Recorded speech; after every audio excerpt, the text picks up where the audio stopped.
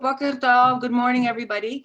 I can see people are still joining, so don't mind if we're mid-sentence when you come in. We're delighted to see you here today, so thanks very much, first of all, everyone, for coming.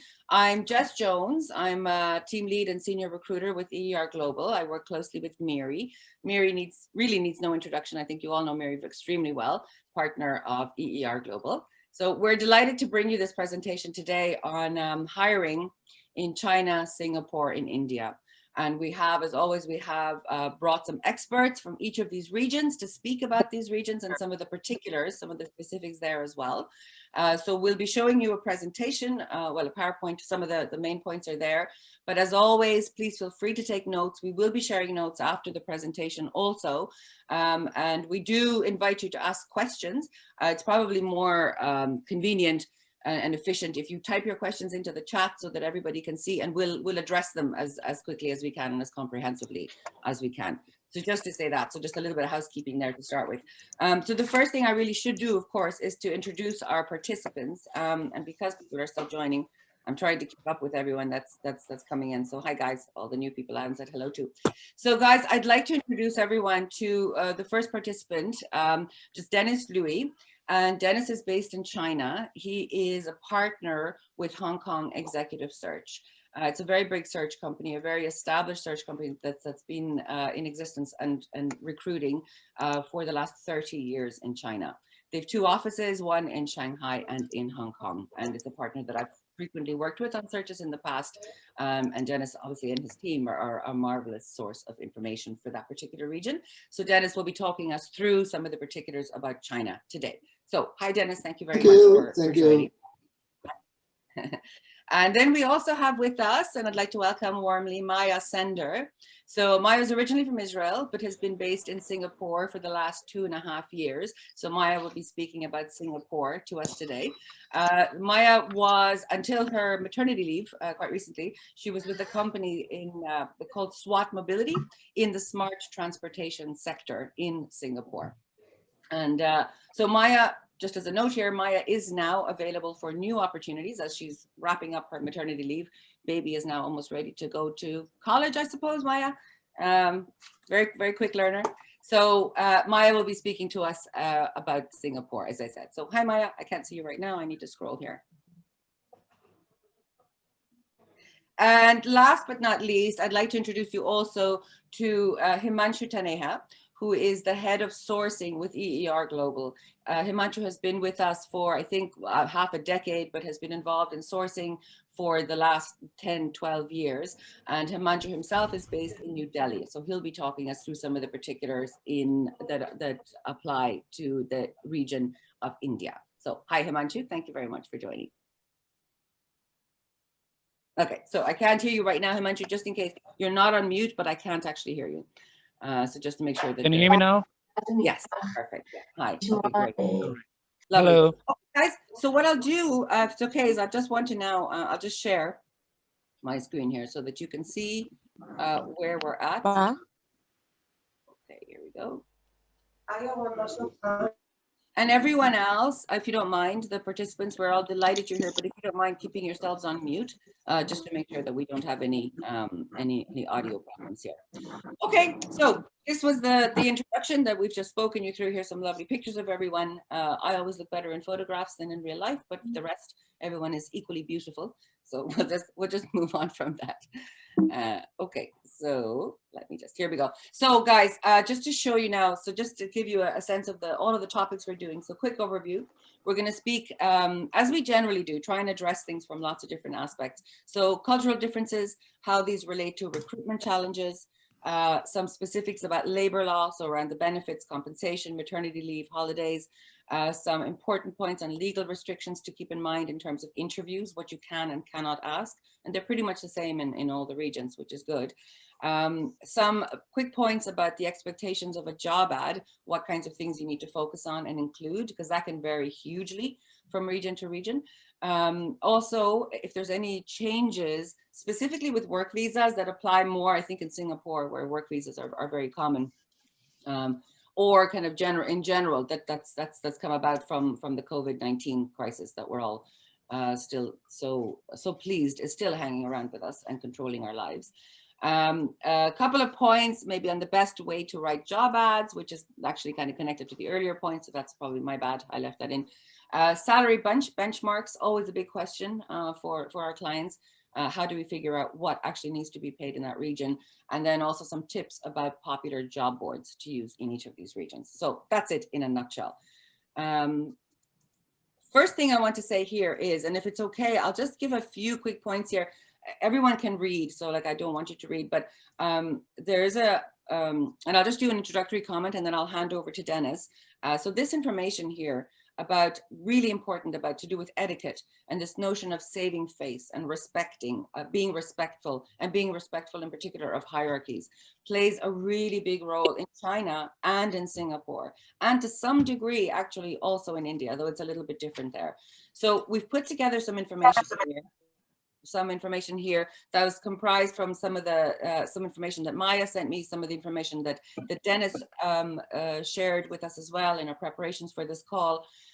I think it's very important because from the cultural point of view, as we all know, Israel is, you know, we're much more, we're much looser in terms of how we interact with people. You know, we're not, you know, it's still very professional, but it's very casual. It's much more formal than it is in some of the other. So whoever's speaking right now, do you mind putting yourself on mute? Thank you. Thank you very much. So this notion of saving face, this to do with kind of maintaining your personal integrity and also respecting the integrity of your superiors, of everybody around you, basically, which means that you don't disagree with people very vocally, which means that you certainly don't point out mistakes to them in public. You will address this with them privately. You don't get into angry kind of confrontations or anything like that. So some of this kind of like hot-tempered stuff that we see in Israel or some of the Southern European countries and in other places as well really is just a definite no-no from the etiquette point of view. That's as much as I want to say. Dennis, is there anything, I'm handing over to you now for China. Is there anything else you feel is important to say here from my little summary? Thank you, Jessica. Thanks for that. My great pleasure to talk here.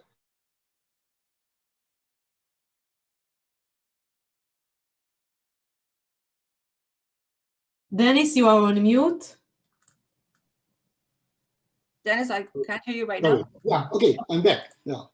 Okay, good. I think this introduction on face saving is beautiful, very good. Thanks, Jessica. It's a good starting point. So should I move on to the next slide? That as a follow-up. Let's do it. On this face and cultural differences. I think those related to a recruiter, one point I like to mention here is people tend to give answers less direct and less assertive, like in the Western.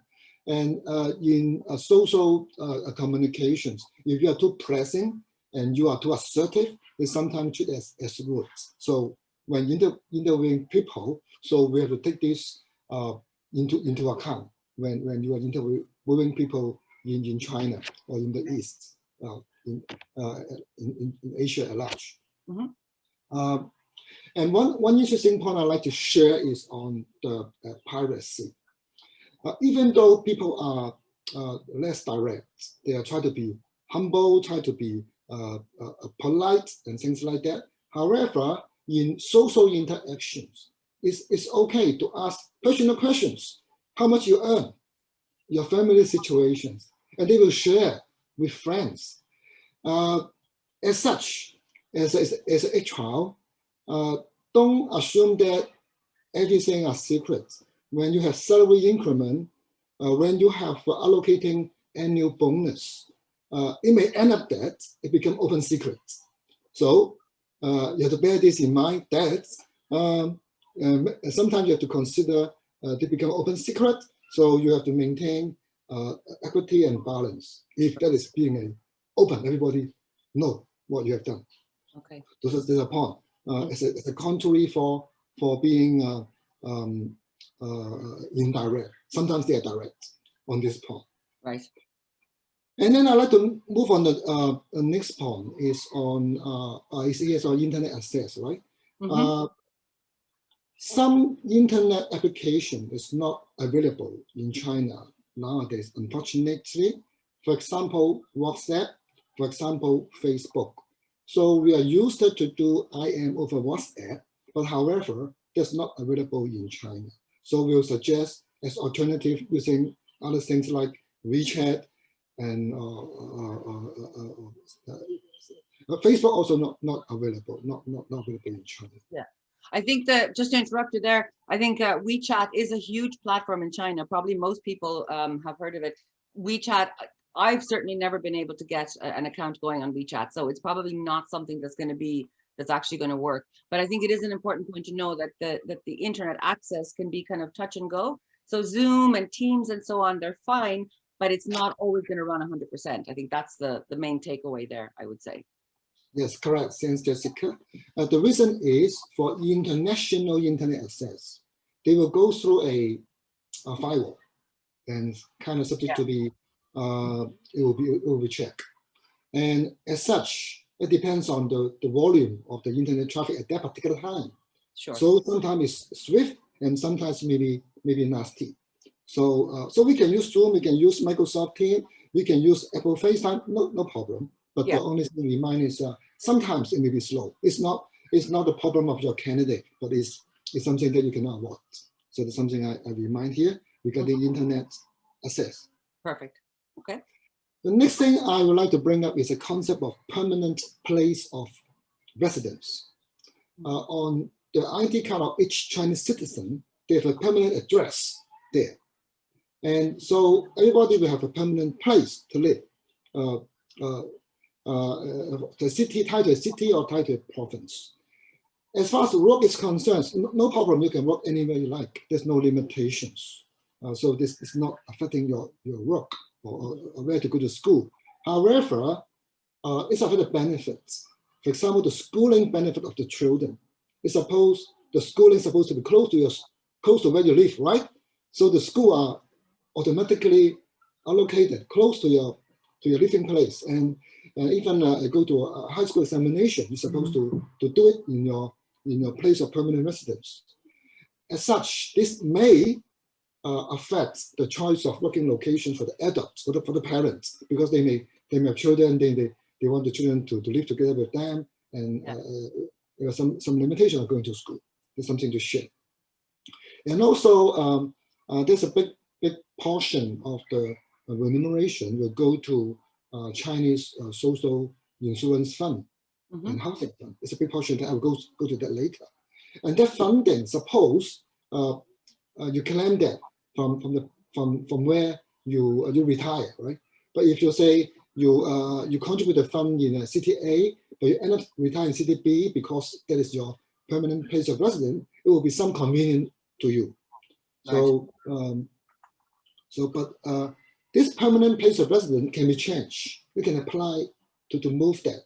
But however, big cities like Shanghai and Beijing, there are obviously a lot of people want to move in. So there will be some restrictions and some quota and limitations. So this affects the working mobility. But in general, working mobility in China is okay, it's fine, but you should bear in mind something which you have to consider, some practical things you have to consider. The next topic here is labor law. There's a link there. There's a huge document we can go to, but there's something which I like to highlight. One thing is the concept of contract term. In China, the labor employment contract normally with a fixed term, 2 years or 3 years, for example. The maximum probation period actually related to how long is the employment term. For example, 2-year contract, maximum 2-month probation.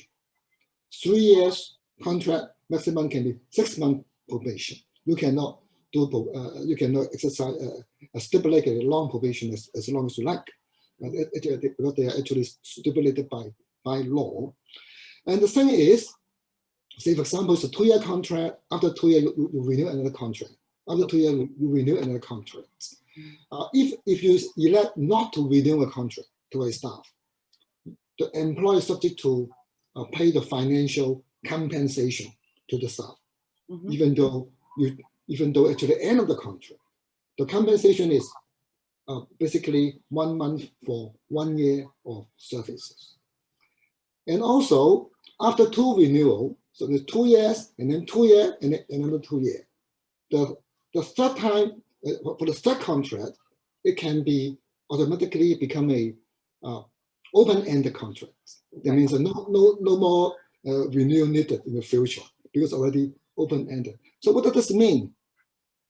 Because if you want to terminate somebody during the contract effective period, there's a process. You have to put a guy in the PIP, you have to train him, you have to maybe rotate him to other positions and things like that. At the end, it proves that it doesn't work, then you can fire him and pay him less compensation. So that's why normally it's not easy to terminate staff during the contract. Yeah. And sometimes it's not uncommon. End up somebody is marginally not performing. You end up terminating him, asking him to leave by paying compensation or negotiate with him to strike a deal. It's not uncommon in China. So it's something you have to bear in mind. The next thing I would like to talk about is the salary benchmark is here, right? For the holiday, I covered it in the next slide. So yeah, I think Dennis, if I can interrupt you there, I think like we do have kind of more clearly laid out information on the slides, which people can have a look at. I think what's probably handy here is just to give like a quick sense of in terms of the statutory holidays. I can move on to the next slide, which has next slide. Yeah. For the salary benchmark, there's no really published salary benchmark in China. Normally can be available from one professional. Okay, we go to maternity leave. Okay, fine. Sorry. Okay, we go. Oh yeah, whatever. We can talk about this one and then go back to the annual leave. Maternity leave is important to know. In China, we have a fairly long, probably less than the North Europe guys. We have 98 days leave for women for maternity. But one thing I have to note is there's a 1 year milk feeding period. It may not be breastfeeding, right? During that 1 year, the lady employee has a benefit that she can come later and go earlier. And also one thing I have to note, you cannot terminate a lady staff during the maternity and during the milk feeding period. That's to say, kind of 2 years. She is protected. Yeah. Okay. That's one thing to know. Yeah. This one. So we'll go to some of the leave. Yeah. The leave, right? Leave is very straightforward. There's stipulation in Chinese law saying that less than 10 years of service, 5 days, blah blah blah, go to maximum 15 days. But however, if a senior guy changes the job, he moves on to another company. By law, he starts with 5 days. 5 days again.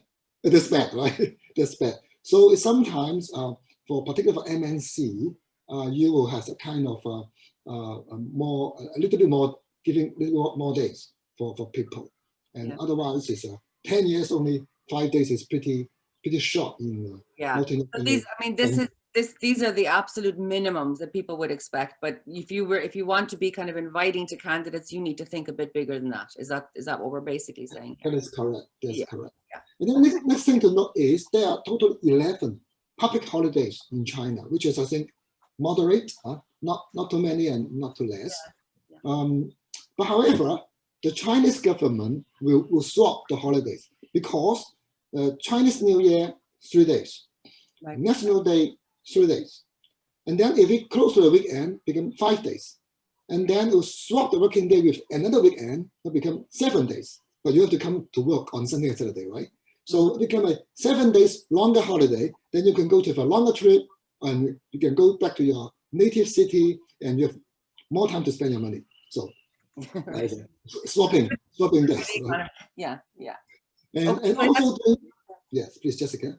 Sorry, I was just going to say, so the real point there, as I'm understanding it, is that you can have these statutory holidays. They can fall in different points of the calendar, but what the government will try to do is to combine as many of them as possible. So you have these longer periods that people are on holidays and not available for work. That's the way to think about this, right? That's correct. That's correct. Even longer, Chinese New Year holiday is important for some of the staff because they are working from another city, and China is a big city, big country, right? So they will make use of Chinese holiday to go back to the hometown. And so they will apply more days to leave. So that means you will expect a lot of people are actually on leave before and after the Chinese New Year holiday. It's not uncommon. So for construction sites, there will be 2 to 3 days, nobody working in the construction sites, for example. So next one. Yeah. Okay. Very good. Very good. And yeah. So this is an important one, I think, because these are the costs associated with hiring someone. So yes, go ahead, give us a brief. Yes, China's actually for the staff costs, you have to consider this because there are insurance and housing fund. There are 4 kinds of insurance. The biggest one being the retirement insurance, the endowment insurance, which is 16% contribution. And then the other thing is a housing fund, 7% contribution. Altogether, these are actually vary city by city or province by province, but roughly about 35%. That means from a staffing point, the staff cost point of view, you have to add 35% on top as a total staff cost because of this foreign insurance and housing fund. But however, there's a cap. There's a maximum. The maximum calculation is 3 times the average monthly pay of the city. Shanghai is the maximum is which is 28K, calculated to be 28,000. So your maximum exposure is less than 10,000, for example. I think for hiring senior executive, normally they are of higher pay, so the percentage actually moderate. But if you're hiring workers, it's a substantial cost of the labor cost for factory. And just a small note, the individual also has to contribute 17.5% out from their income as well. So they this before the income tax, right? So they get a strict deduction of 70% from their monthly income every month to contribute to their funding for their future retirement and medical benefit and things like that. Right. This is a pretty high percentage actually. Yeah. Okay, thank you. Miri, I'm not looking at the chat right now. Are there any questions coming in that need to be addressed? No, just Mel said that from the past something, but it's not relevant. Yeah, okay, all right, very good. Okay, cool. What about someone is asking about income tax? Yeah. Yes. Okay. Income tax in China is very high. It can go up to maximum of close to 40% for senior executive. Actually goes to half, kind of go to half in the old days, but I think they are kind of a little bit more modified a bit. For expatriate people, many of them are well paid, kind of more than 2 million local China currency. So they're actually paying more than 40% as an income tax. But for workers, actually they're more reasonable for frontline workers. In general, the income tax is quite high, and it will be on top of the foreign insurance and housing fund, which I just mentioned. So a lot ends up being taken out of the paycheck. So something to keep in mind when we're planning salaries. Okay, very good. Did that answer the question for the person that asked it? Happy? Okay, let's move on. One more question about the new regulation in Beijing about the benefits to be paid in the residence of the company in Shanghai. What's the best way to address? I don't really 100% understand this question. Ayelet Hod, do you want to explain what you mean? Yes, hi, thank you. First of all, this is a great session and thank you so much. I would like to ask about the new regulation of social benefits that the new regulation requires employees who live in Beijing, but the official address of the company, the legal entity, is in Shanghai. And now technically social benefits cannot be paid for these employees in the residence. So what is the best way to address this? Okay. Yes, this is common because the employee may prefer to continue to pay their benefit in the same city. Otherwise, they end up to be fragmented. They're paying benefit in every city of China, right? It's difficult to administer. There are some service company can help you to do it. The service company can help the employer to do this administration. So the fee is minimal. So the employee can continue to pay the benefit in the city they prefer. So go through agency. It's fine. It's doable. Okay. You have to go through an agency basically in a situation like that, Dennis. Is that what we're saying? Yes. Yeah. This is like a third-party employer? Yes, it's like a third-party employer. Yeah. Okay, great. Thank you. So one last question about China from the audience. If there is a mandatory yearly bonus, or is it not mandatory to give a yearly bonus? Mandatory for what? Sorry? To give a yearly bonus. No, okay, it's not mandatory, but it's a custom. It's very common. It's very common because Chinese New Year is so important for people. And it's common for employer to pay 1 month or more bonus before the Chinese New Year. Okay, we will keep the more questions to the end because we need to. I think I mentioned this one somewhere. Okay, yeah, sure. Good. So I continue with these legal restrictions, right? Let's go for it. Yeah. The rest is not that heavy. It's simple and straightforward. There's not too much legal restrictions during interview, but however, it's not. You cannot ask the marital status or family situation of a staff. It's not legal. You cannot ask. You cannot. You cannot. But the other stuff is fine. There's no strict legal limitations, and because some lady employed a candidate, they will voluntarily tell you whether they are married or whether they have children, because married women with children is a benefit. It's a selling point. It's a selling point because it's less burden for the employer. So very often you receive CV on the CV saying that I'm a woman married and with children. Why they tell you this? Because it's a selling point. Perfect. Okay. Okay, but you can ask that. You can ask that. Yeah, very good. Okay. Very good. Dennis, sorry, keep going. I want to just kind of quickly cover these points because I'm just a little bit conscious of time, and so let's keep moving. Yeah. Let's move on quickly. I noticed the time constraint, right? Yeah. Sorry for that. COVID-19. For the moment, the working visa for foreigners actually temporarily suspended. In the old days, it's not difficult to get a visa, but a fresh graduate is not difficult. Non-degree holder is difficult, for example. Yeah. Right. And best way to do the right jobs, I think, as I suggested, keep it concise and precise. Bear in mind, there are tons of candidates in China because it's a country of big population, and there are tons of jobs in China. So better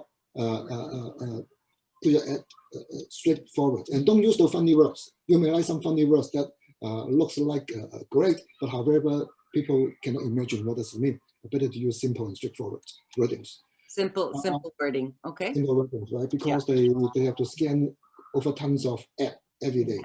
Right. If you're job seekers. Popular job boards, LinkedIn is popular, but only for English-speaking executives normally. There are many local portals in China, but basically they're all in Chinese. Okay. So there, exactly. So if we're trying to attract anything other than kind of more highly skilled executives, it is good to kind of look at the local job boards, but they are in Chinese. Yes, correct. Yeah, perfect. Okay. I think the last point, no more. Right? Is it end of my slide? That's it. But that's all that's here. What else were you thinking about? Okay, the only thing I like to supplement is Chinese New Year. As said, there will be Chinese New Year bonus before the Chinese New Year. So people, if they want to change job, they will wait for that. So there's a less candidate before Chinese New Year, and there will be a lot of candidate after Chinese New Year available. Okay. That's the point. Okay, that's all from me. Thanks a lot for the patience. Yeah. So that's okay. That's it. So that's actually a good thing to keep in mind. So after the Chinese New Year, that's when candidates become available, because they're going to hang on and wait until they receive that bonus. Okay, perfect. Dennis, thank you very much. It's a lot of information, and I know we're kind of like moving through it really fast, but thank you so much for putting all of that together. Let's move on, if it's okay, to Singapore, and Maya Sender will talk us through some of the points there. Maya. Sure. Hi, everyone. I'm happy to take part of this panel today. So Singapore is already a very diverse culture. In the street, you can hear English, Mandarin, Malay, and Tamil. So out of 5.8 million people living in this island, there are about 1.6 foreigners. So when coming to hire employees here or managing teams here, one must try to at least a little bit understand and learn some of the behavioral patterns of the Chinese and Indians and Malays, as the majority of the Singaporeans that you will be working with, they still preserve traditional values such as preserving faith that Jessica talked about a little bit in the beginning. So regardless of how westernized they may seem, they still preserve those traditional values. One cultural difference that I've noticed working here, again, is to try and be very kind and polite, much less direct, as it may be preserved as aggressive or even rude. As we are, our Israeli style is too direct and too loud, maybe. Another thing that I want to mention is that most Chinese Singaporeans, they have both Chinese and Christian names.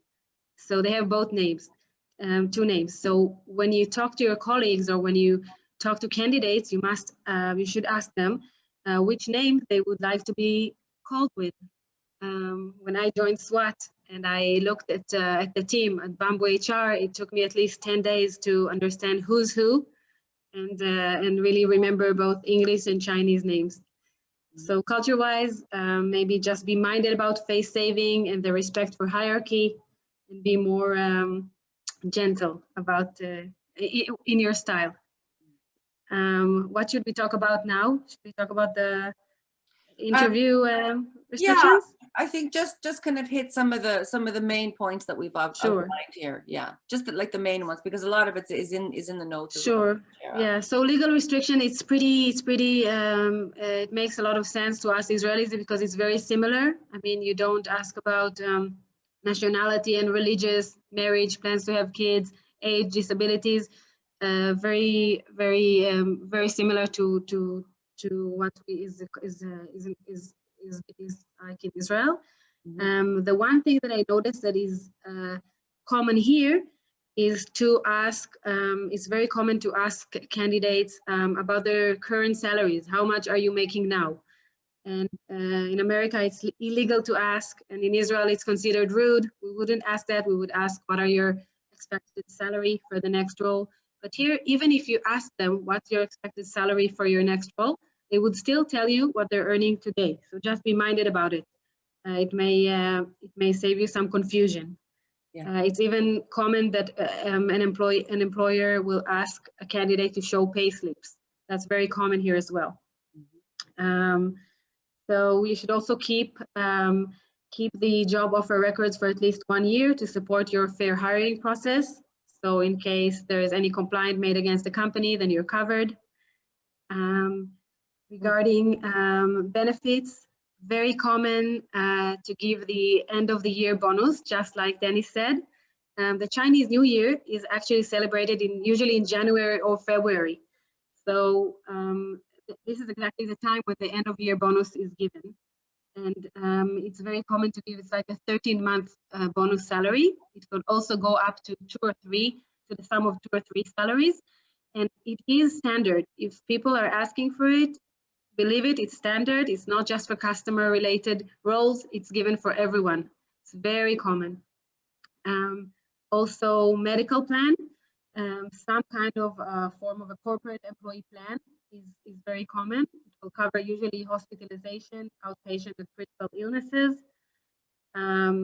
What else is common to give reimbursement for phone. Unlike in Israel, not common at all to give transportation or food allowances.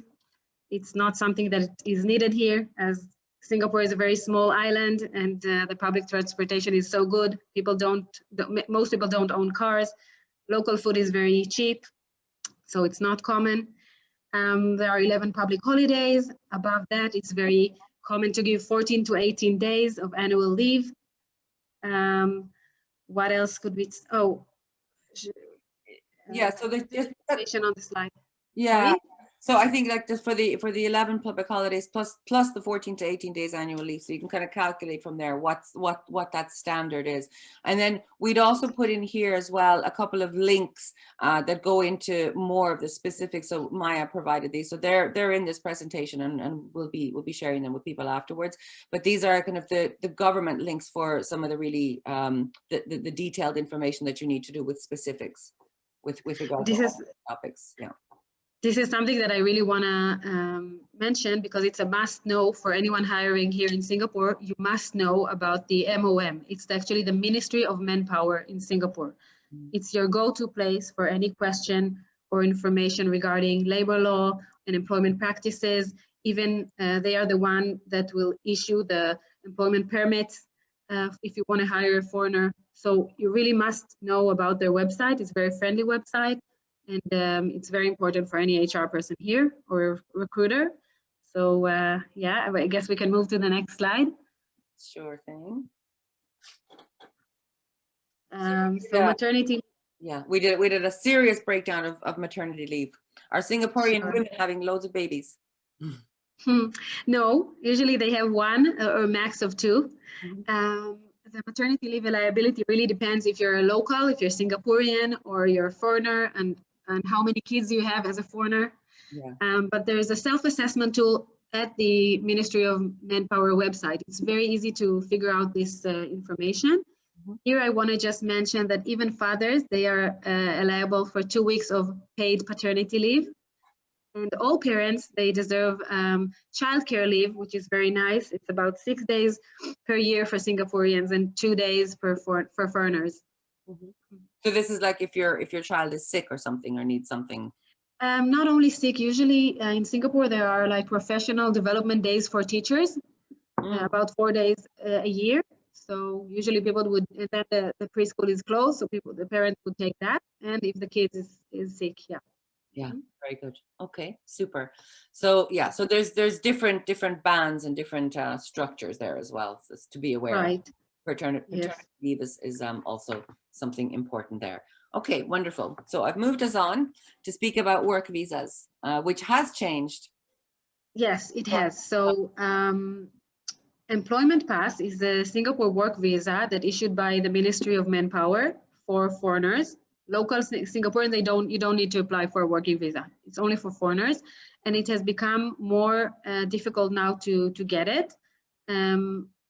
Unlike what Danny says, here it is still possible and still people get it. It's just more difficult now to bring in foreigners into the country. It used to take about 8 weeks after you apply for it, and now it takes much longer. And also, the Singapore government has made it its priority to help Singaporeans get the jobs. So before you can apply for an employment pass for a foreigner worker, you have to publish the opening role at the government portal for at least a month, and to really show and have it documented that how you tried to hire a Singaporean for this role. And you can only apply for an employment pass for a foreigner and proving that a local couldn't do this specific job. Okay, so it is more challenging. Also, the salary criteria has gone up. So if you want to hire a foreigner, you might have to pay more than what you could have paid if you hired a Singaporean. And yeah, it's just more challenging. I think they're more sensitive now. Yeah, sure. So I mean, that definitely from the point of view of any company that's hiring there, that suddenly becomes a big deal, because you've got a smaller pool of candidates to pick from. There's more competition, and if you want to extend to the many non-Singaporean nationals there, you're going to have to be like really careful about your process, and it's going to cost you more. Right. Yes. Yeah. Mhm. Okay. Super. Talk to us about job ads. What do you feel is the difference between job ads here and in Israel or anywhere else that you know? For high tech startup, it's pretty much the same. You have to be creative. The competition here also is very hard. The pool of candidates is smaller because it's not as big as Israel. I think you have to be very specific about the languages that you require, because not all Singaporeans speaks Mandarin, right? Some are Singaporeans that are Indian Singaporeans. So it has happened to me that I mentioned English and Mandarin, and I wanted to hire employees to do business with China. And in their interview, they said, or even people that I worked with in the teams, they said, you know, my Mandarin is not as good today as it used to be. I don't feel comfortable doing professional business with China because their English is actually many times better. They start learning English very early at the age of 4 and 5, and they speak English sometimes at home. And therefore you need to, if you really want someone working with China, you need to mention to mention very high level of Mandarin. Mm-hmm. For as an example. Good. Okay. Wonderful. Are there any questions coming? Should I Yes. address any questions? Yes, so Mel is asking if someone is on a student visa, if they're allowed to work part-time, and also if there are any preferred locations that automatically get working visa or permanent residencies, like from different places of the world. Okay, so as a student, yes, you can, a working visa also as a student, student working visa, you are allowed to work, yes. There is a very strong internship culture here. So I think you could talk to the university of the student and they would advise you. It's very easy to communicate with them. Usually you should know about and work with NUS, National University of Singapore, and SMU. These are the two biggest universities, and they offer the students programs of usually it's 5 months. And the contract is also signed with the student is also sent to the university. The university would advise you on how much to pay for the internship. It's usually about $1,000 or more, depends if it's a software engineer intern, he will be more expensive. But yes, it's happening, and it's a very good source if you want to hire junior employees that work with the local universities. Many of the students' visa are here from Australia and China. So I don't know if it's easier, but it's very common that there are many students here from Australia and China. As long as they have the working visa, it's okay. As long as they have the working visa, it's okay. I see. So the second question, it's about whether some countries or some nationalities are easier to get a visa to Singapore than others. It's a big question, which I can't really answer. Okay. I think there might be some countries that maybe are easy, but it's easier, they don't mention it. Yeah. Yeah, I see. Okay. It's not easy now to get a working visa now since COVID. It is more challenging. Sure. Okay. The next question is about the cost, the employment cost on top of salary. What would be the average cost in Singapore for that?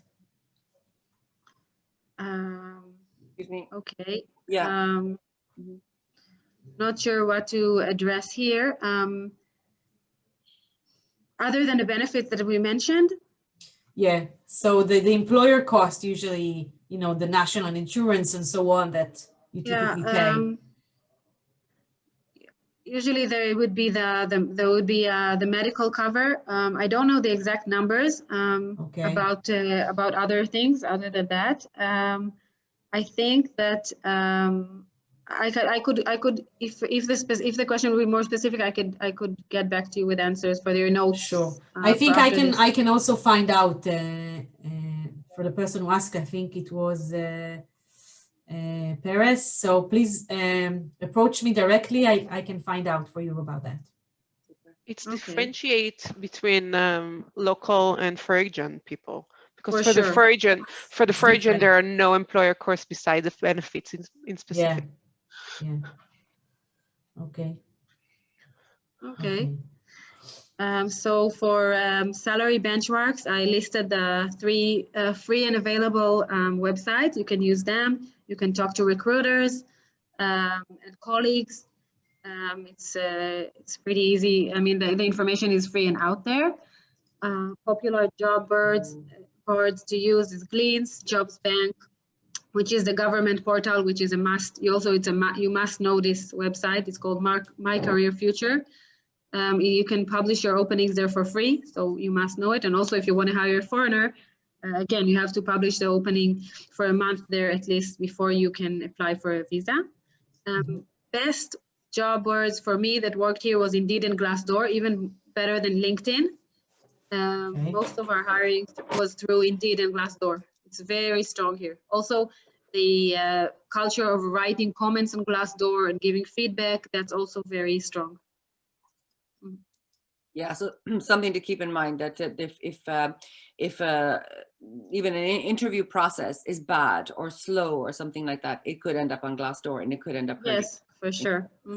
Opportunities as a company. Okay. Yeah, guys, just pay attention that someone answered, Melody answered about the Paris question, and she's talking about employer contribution 7%, and employee up to 20%. I mean, there is some information there.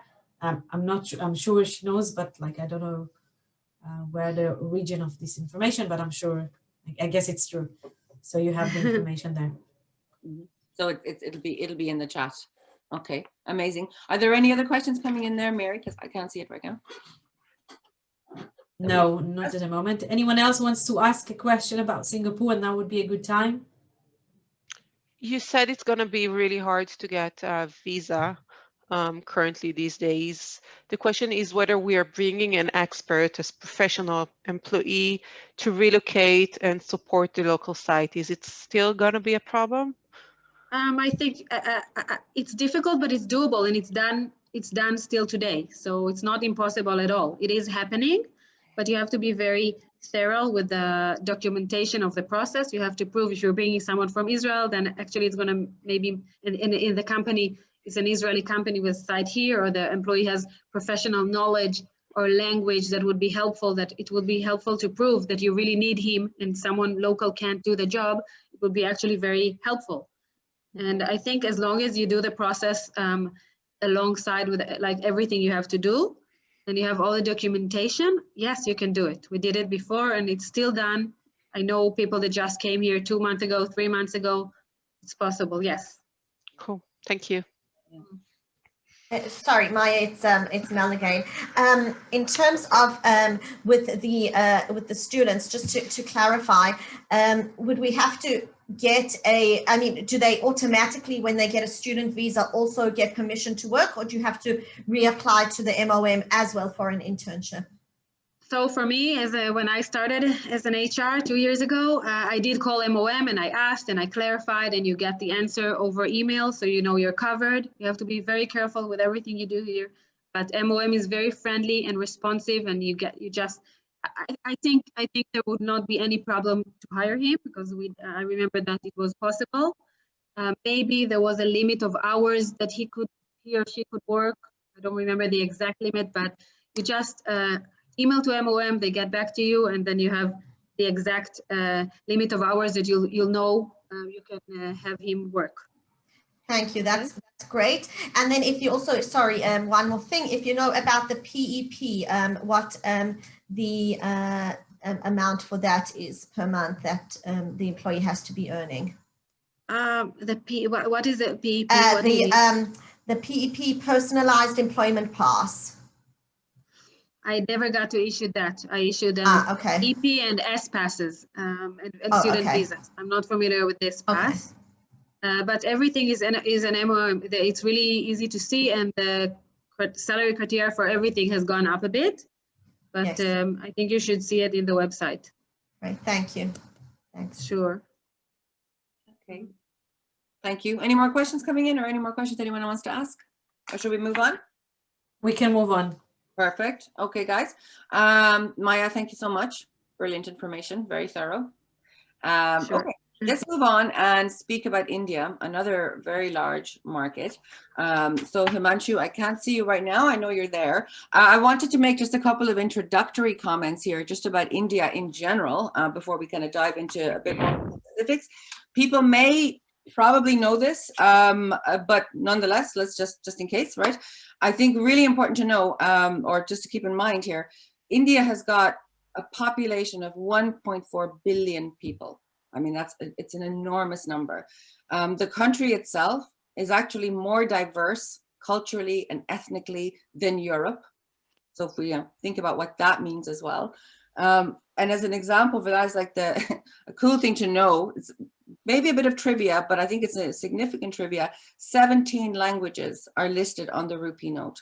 The Constitution of India lists 22 official languages and is itself written in English, which is like therefore the 23rd official language.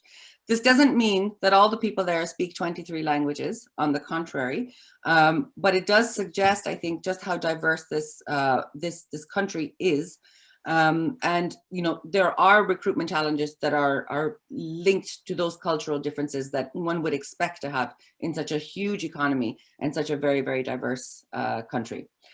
And that was the main point that I wanted to make. So Himanshu, will you talk us through a little bit through some of the points here that we had on cultural differences? So starting actually with addressing the language barrier. Yeah. Thanks. Thank you, Jess. Thanks all to give me the opportunity to give you the cultural differences and recruitment challenges in India. So number one challenge, the cultural difference we have is language barrier. Although highly educated Indians speak very good English, but it's not still their first language they use. Some of them still use Hindi during the interview. So consider it that they are not much professional in English. So this is the first one. Next, we are a bit more hierarchical or formal. So culturally, Indians are more formal than Israelis and American business. So you will find some people who will address you as sir or ma'am. It's getting changing in the last decade. So, but this is very common in India. You'll find that they will find as a respect to the superior than we are used to in some. We are not used to in some Western countries. Next, tendency to interrupt. So this thing you may notice when you do the conversation with the candidates or do the interviews when people do interrupt you. It doesn't mean that it's not considered as rude, but they will give you the answer before listening to your full sentence or questions. Actually, they get very excited when they know the answer. It seems that people are not listening to you, but letting you finish. But this is very common in India. So don't be surprised if this happens. Don't be surprised that if they interrupt you in between. Yeah. Okay. Next, no can be offensive. So communication is indirect. So it's very important to note that in India, like in some other Eastern Asian countries, people don't like to say no. So you will get an answer, yes, but, or we will try response.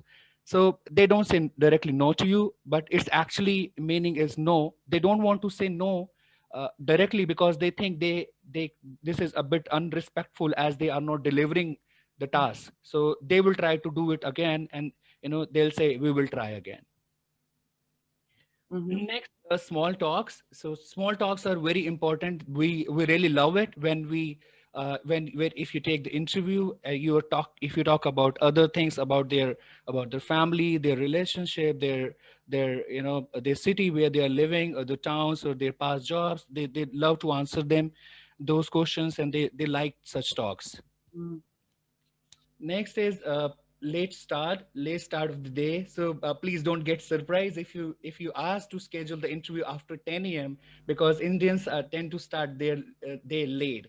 So a typical morning should be start earlier, not earlier than 10 a.m. local time.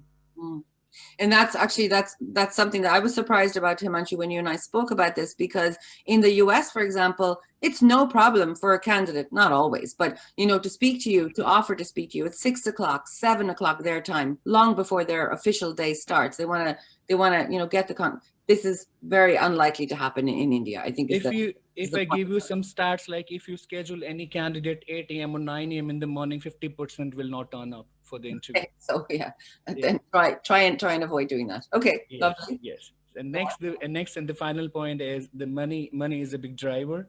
So I want to note that in the vast and fast growing economy of India, money is a big driver. And most of the candidates will have their, that this is the main motivation factor for them. So you will find the candidates, they look for higher packages. They won't look for the company. They won't look for the technology. But it's getting changing in last 5 years. They go for technology, the product of the company, but still the, the money talks for Indians. Yeah. Yeah. So yeah, to keep that in mind. And it is a relevant point to think about, because let's move on to about the demand for candidates. Correct. Go on. It's very highly in demand. If you find any candidate is capable enough to do the work, so they'll have multiple offers in hand.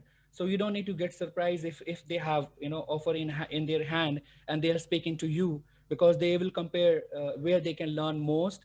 They can have more money, the technology, and flourish themselves in the coming years. Mm-hmm. Yeah. Okay. Yeah. Next, we have no standard format of CV. So CVs tend to be a bit long. Like I guess most of the employer, they are facing such problem as well. But it's very common in India. So you will find maybe 6 to 10 pages of resume is usual in India. So most candidates find 2-page resume is slightly uncompetitive. So this is the tendency to put everything in one document, which is their CV, rather than just the highlights. So this doesn't mean that the candidate doesn't know what is important. It just means that this is the common norm in India, and they just want to put everything on the paper. Yeah. Okay. So expect very lengthy CVs. Don't be surprised to get them. It is more common in India. Okay. Correct. Super. Correct. Go on.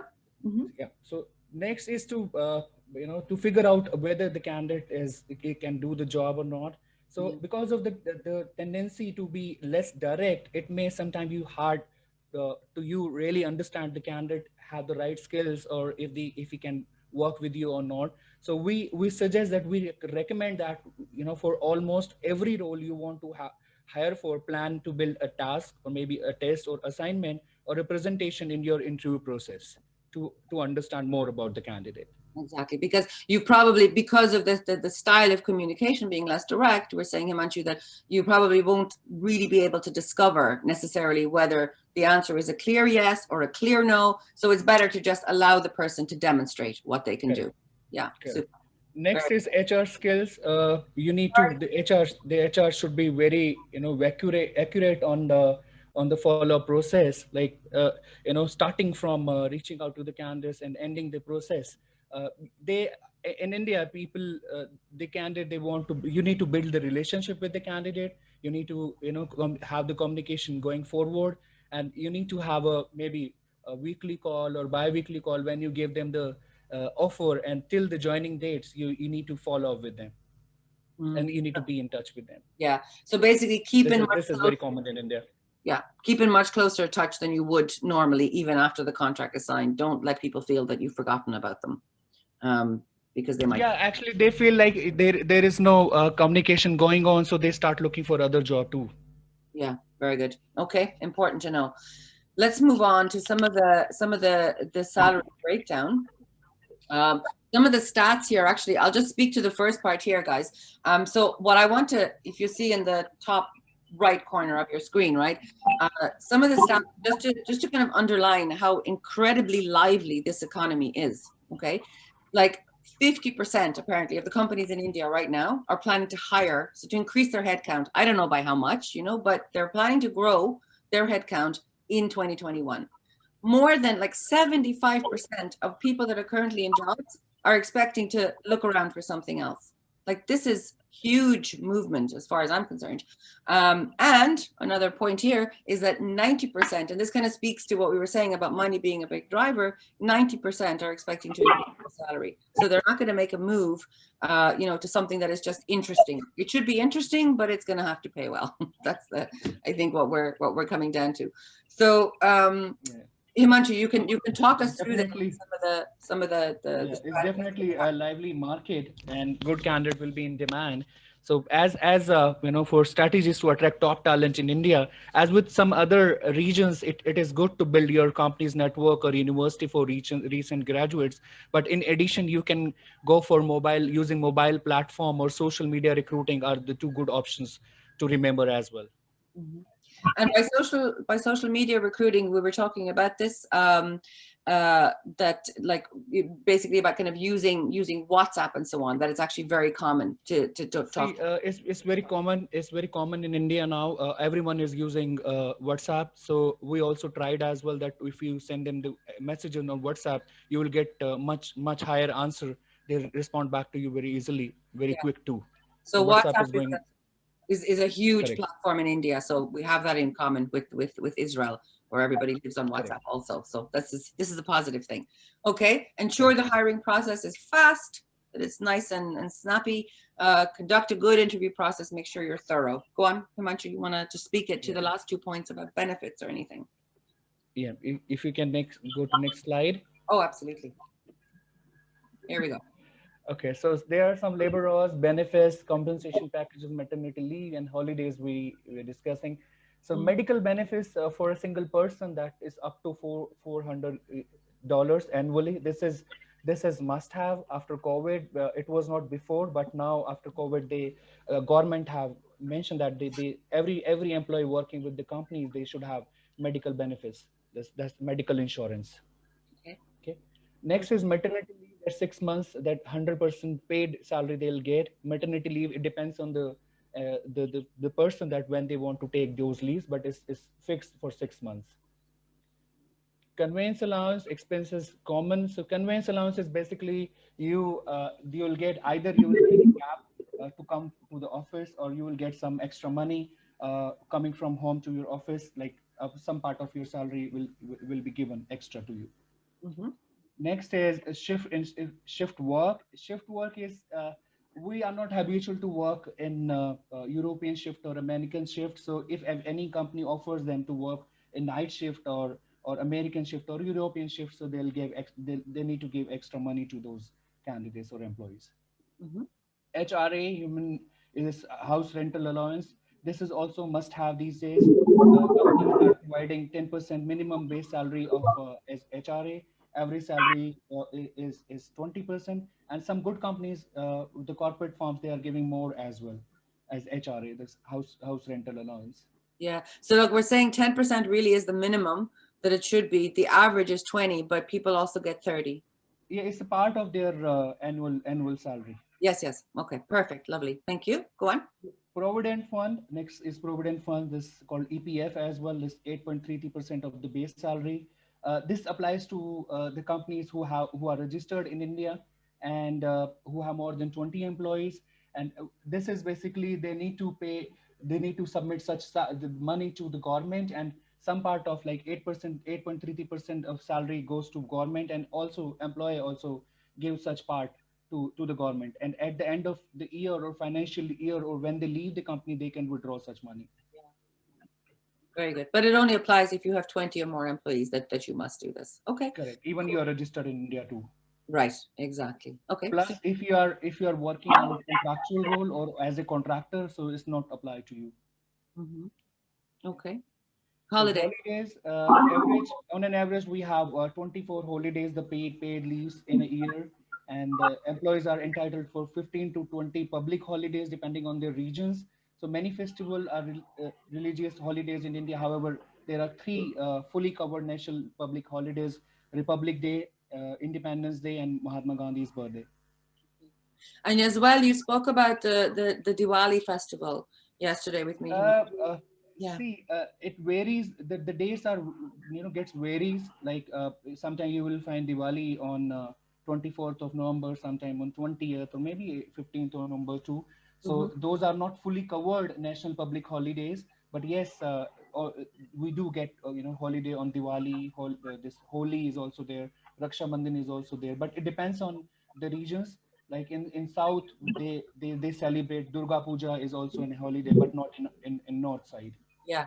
Okay. So there are regional differences to be aware of here between the north and the south, I guess is one point. And the other is that even if a day isn't a must, that candidates typically would expect it because it's kind of a big deal. So even if it's not mandated by the government as such as the Diwali festival. Okay, and legal restrictions for interviews, they seem to be pretty standard. Yeah, it's pretty standard that about their family status, their marital status, their age, their disabilities, if they can walk properly or not, or their nationality too. So it's pretty standard that you cannot ask during the interviews.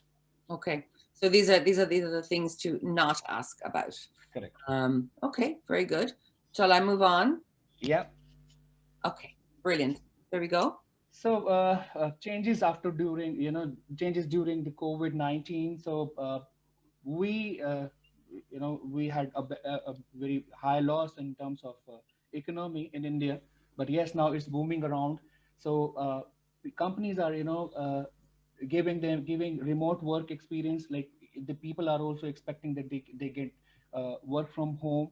Second, they are ready to relocate as well, to shift to other place because of they are highly in demand. And third point is they get medical insurance. This is must have now in India. If someone is working with the company, they should have medical insurance from the company side. Mm-hmm. Okay, very good. So those are the main impacts that COVID has had on this particular market. Okay. Correct. Job ads. It's quite interesting what you said to me about that. Basically summarized it into into two words. Go ahead. Yeah, the main thing is to have the job ads in India, do not write, 1 or 2 page, just have a best subject line, whatever you're going to hire. If you're looking for Java developer, just write Java developer. If we go for any job board, if you put any keyword, we get number of jobs. So to apply such jobs, we don't read all the description, just go for the good subject line. Okay, this matches to the profile, and they tend to apply for such jobs. So subject line is critical. So make sure that a subject line should be properly directed what we are looking for. Mm-hmm. Okay, good. Because I think we have, like in some, certainly, let's say Northern European countries I'm thinking of, where candidates will tend to read like with a fine-tooth comb. Will go through the job description and we'll find one little thing where they don't feel they meet the criteria, and we'll say, oh no, this is not for me. And what we have here is the opposite almost. The candidates will just take a little skim and they'll go, oh yeah, I could do that. Looks good. Let's go for it. And they're ready to learn as well, even they don't have such technologies too. Yeah, exactly. Okay, so that's important. On salary benchmarks, always a hot topic for us. I think we decided that there's too many regional differences. There are way too many differences, but there's one good place for sure where you can find information. So we've popped that link in here, averagesalarysurvey.com. Basically, I think you might be familiar with it.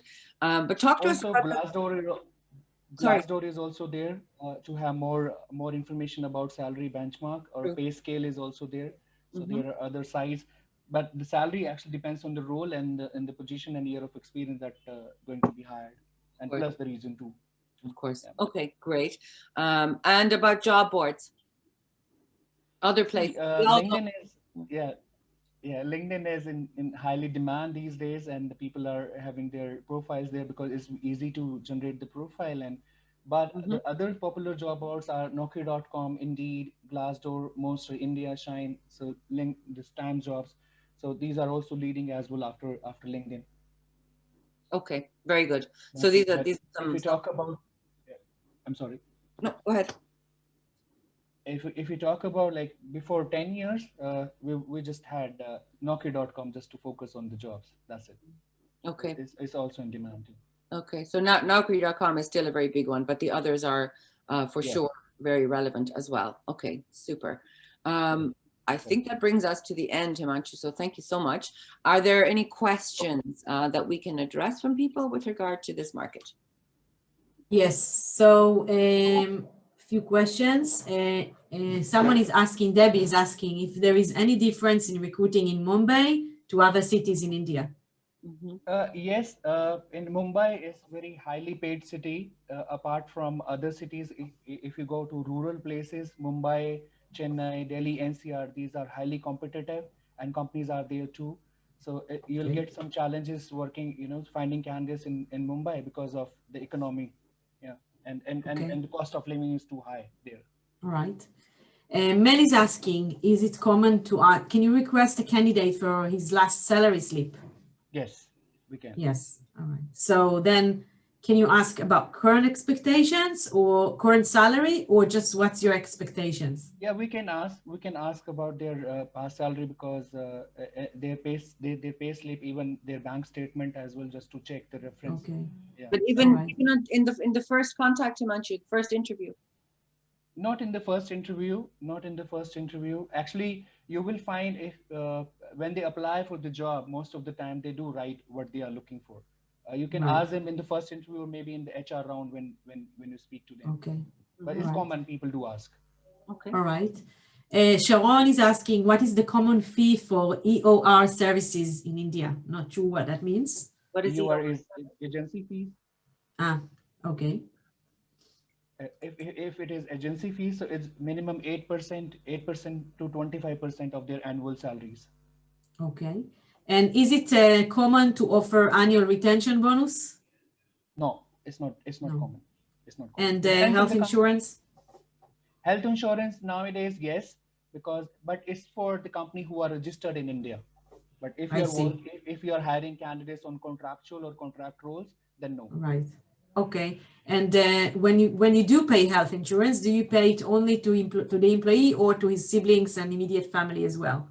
See, it also depends on the companies to company. The bigger company, the big corporate firms, they do give to their siblings as well, either their siblings or their parents as too.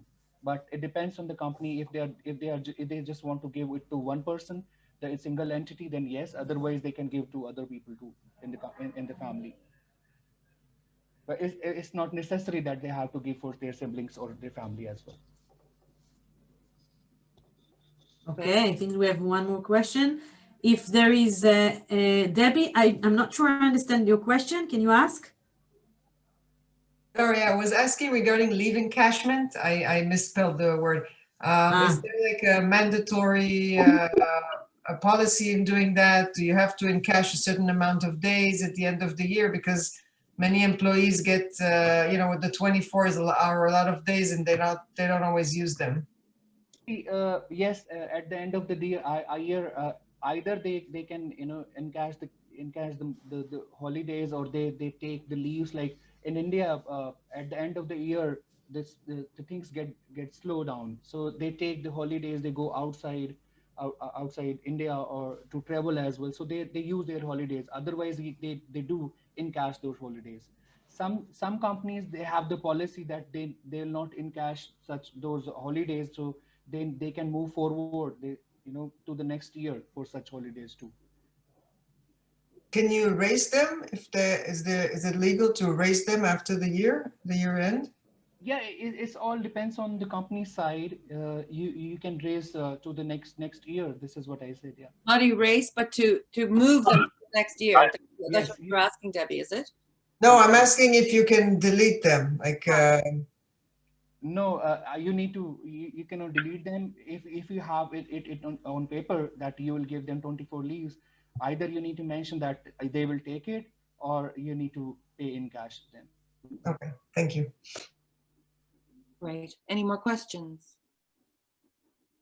Yes, how many? Yeah. Sorry, Miri, how many vacation days can you accumulate from year to year?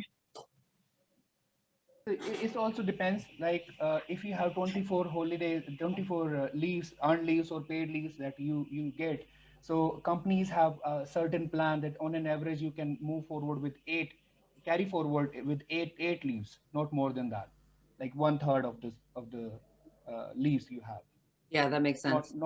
You cannot do that. Like you can move 12 or 15 the leaves to the next year. No, standard is 8, not more than that. Okay, very good. Yeah. Another question? Himanshu? I think that's it. Yeah, Himanshu, you sound like you're actually working in HR. These are tricky questions. other stuff, really. I wouldn't know. It's been more than 10 years working in the industry and in India. So yeah. It's good that I had such questions. Indeed. Really good. Okay, great. Thank you. Thank you very much indeed. So here's the official picture to say thank you very much indeed. So this is thank you very much indeed to the participants, meaning our panelists, of course, but also to you guys. So I'm going to stop sharing the screen now for a minute because I want to see everyone properly there. That's much better. So I wanted to see, like, are there any questions that people still have now to go back to about any of the topics that we've covered, any of the markets that we've covered? Is there anything kind of left over that hasn't been addressed to your satisfaction? I'm opening the chat now. I see lots of questions in there, but we answered most of them. Yeah. So is there anyone else that has any burning question? Don't be shy now. Now is your chance. You have the expert here directly from the region, from their own time zone, here just to talk to you. So I think we've been everyone is really shy. Yeah, you were so thorough. Yeah. I feel either people are very, very shy, which I doubt a little bit, or we've been just so thorough. Everyone is just overwhelmed with information. Guys, so we'll be sending you out, you know, we'll be sending you out notes. Each of the participants, so Dennis and Maya and Himanshu made very, very comprehensive notes, so much more than we were actually able to pack into this, even talking, never mind actually, you know, writing it on the slides. So there's a lot more, like even more detailed information there. Here's came a question. I'm just gonna interrupt myself. What about reference checks in these regions? From Shiran. Hi, Shiran.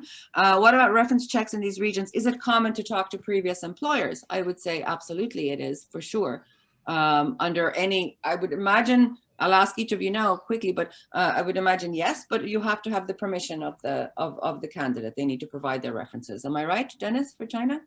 Yes, correct. It's right in China, but of course, not to the immediate employer if he's not beside it. Yes, of course. Yeah. Don't call where they're working right now and say, what's this guy like? Okay, exactly. Are there any restrictions about that? Dennis, in China, any restrictions or anything that people need to be aware of? Just with regard to references? No. Okay, good. Thank you. Maya, you had actually a point here that we didn't address. It's exactly to do with the references. Talk about this one now. This is exactly the another thing that I learned here from my experience as an Israeli working here. So when I approach referees asking for references, I notice it's very common for them to write me back that instead of a phone call, they would prefer me to send them an email with my questions or a ready-made form with questions, and they would get back to me on their own free time. So just be familiar with that it's very common here. You should still, my advice is that you should still try to insist politely to do have a call and to be able to get more information. Mm-hmm. Okay, so they prefer to do this in writing first of all. Definitely. Yeah, and there is, I think when we were speaking, if I remember this correctly, I think you said that there are like sort of sample questions or something on one of the websites there as well. Or did I get that? I created my own form. No, there is no strict forms, but the recruitment, because it's so common, then the recruitment firms here could also give you a form, a ready-made form, and then you could just adjust to your own needs. Mm-hmm. Because as Israelis, we like to ask very deep questions, try to learn, and almost, you know, really try to find out and dig in. Yes. And also, like Dennis said, it's not common to do reference checks for referees that the candidate didn't give you. I mean, it's less common as it is in Israel. You should be careful here again, not to offend anyone, and be very sensitive. Yeah, so you're asking people to provide the references that they want. Yes. Shouldn't be backchanneling without their permission. Himanshu, is there anything there about India that is different to what we've just heard about China and Singapore? Similar. It's exactly similar that you cannot call the current employer, but yes, past employer you can do the reference check. Yeah, and is it common to speak, to like arrange a conversation with the reference instead of doing it by writing or something? Yeah, even It is actually the last step when you, before giving them the offer letter. Yes. Okay. So you do ask for 2 or 3 references of their past employer, and even if they have already resigned of their current company, you can get the current company's references too. You can, yeah, but with their permission. Okay, yeah. Very good. Thank you. Correct. Thank you very much, all of you. Okay, there's another question here. I think we have a few minutes, so I'm not going to rush. Let's do it here.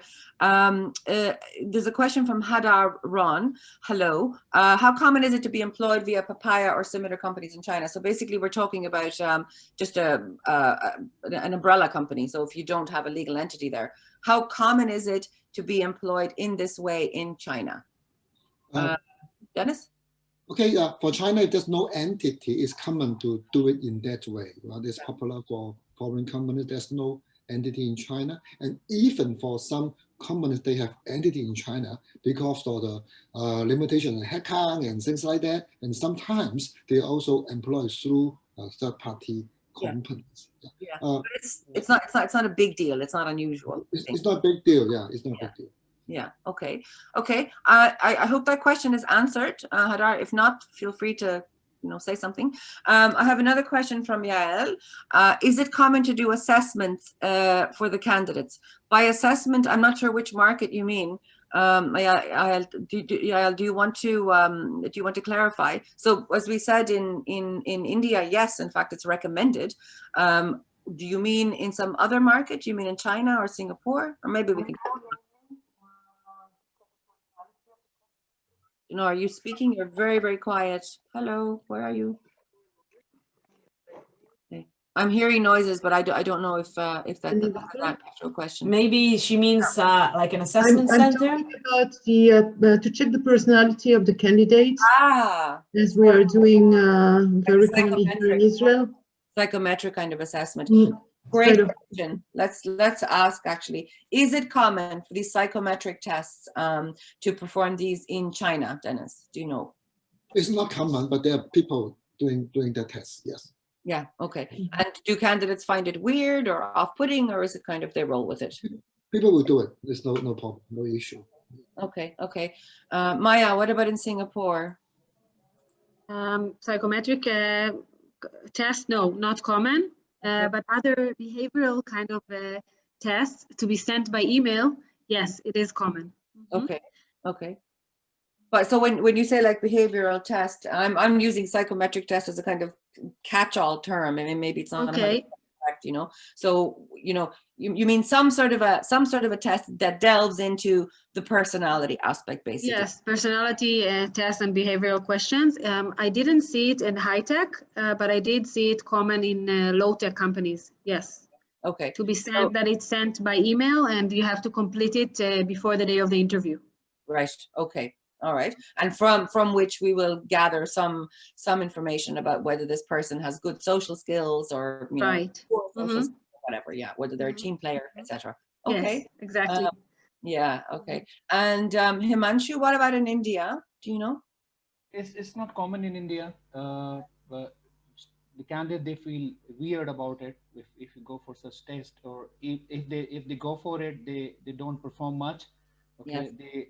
They lie on it, maybe. Yeah. Okay. But, yeah. So they don't feel good to give such tests. Okay. It's not common. I think these tests are supposedly designed so that, because you just do so many questions that you can't really lie. But, I don't know. But anyway, I know what you mean. They're basically the bottom line is it's not so common, not so comfortable. Correct.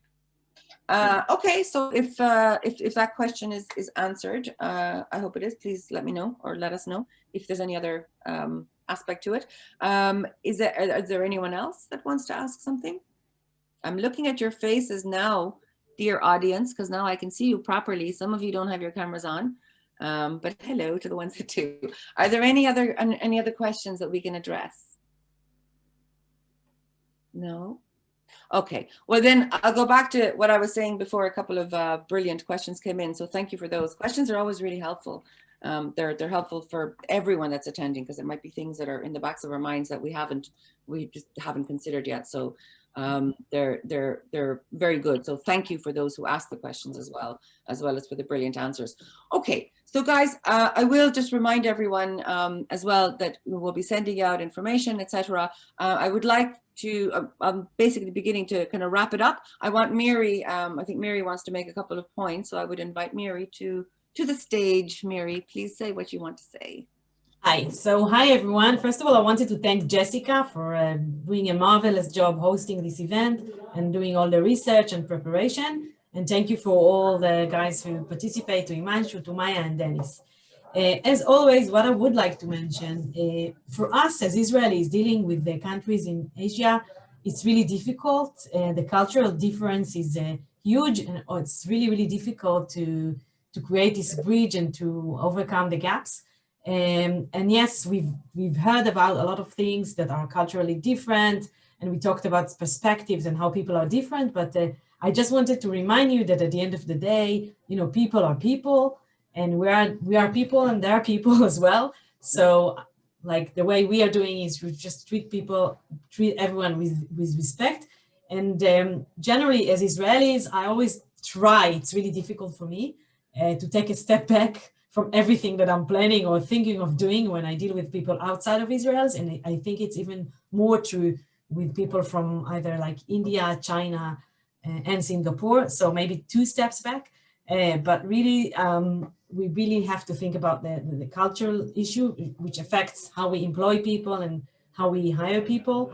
I also want to say that we are also here at your service if you have any questions that relates to you know, hiring and employing people in those countries or anywhere else on the globe. And of course, if you have any hiring needs, we're more than happy to support you and help you with those needs anywhere on the globe, basically. So thank you. And pretty soon our service is coming to places outside the globe as well. But on the moon, yes. It's in 2022 though. Yeah, that's the plan. Yeah. Okay, yeah, Mary, thank you so much for that wrap up. I think that really puts a really important kind of what's the word, kind of cover on things, because that's the value of these insights. So really thank you for making that point as well.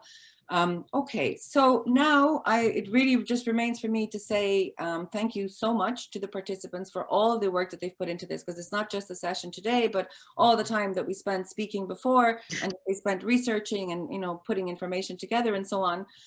Maya, would you like to share the joke with the rest of the class? I'm a teacher. Thank you. Happens in school.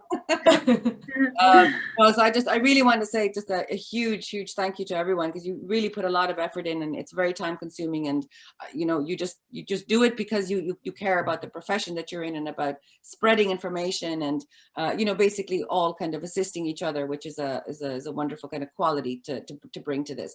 So Dennis, Louis, thank you again very much for all of your help. Brilliant information and a lot more than you were able to say today, so I really appreciate that. Maya, also wonderful work, thank you so much. Reminder to everyone, you don't need it, but Maya is an absolute catch for some wonderful company out there, so keep it in mind.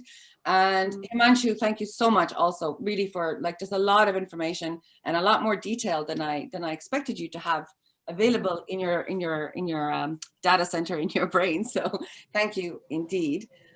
Thank you for Miri for enabling it. Thank you to my mom for having me. This is going to be like an Oscar speech. But yeah, so thanks a million, guys. Thank you, Jessica. Thank you. You're the best. Okay. Bye, guys. Thank you, Jessica.